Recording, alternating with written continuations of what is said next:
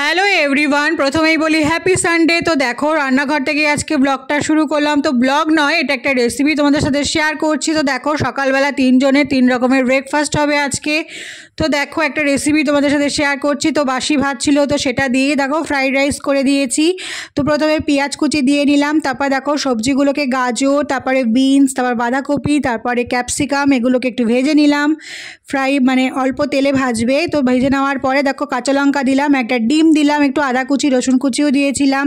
তো দেওয়ার পরে দেখো একটু ভেজে নিলাম। তারপর একটু ভিনিগার দিয়ে দিলাম, অল্প দেবে, বেশি দিলে কিন্তু টক টক লাগবে। তো নামানোর আগে অবশ্যই চেক করবে লবণ ঠিক আছে কি না, অথবা গোলমরিচটা অবশ্যই দেবে, কারণ গোলমরিচ দিলে টেস্টটাই বদলে যায়।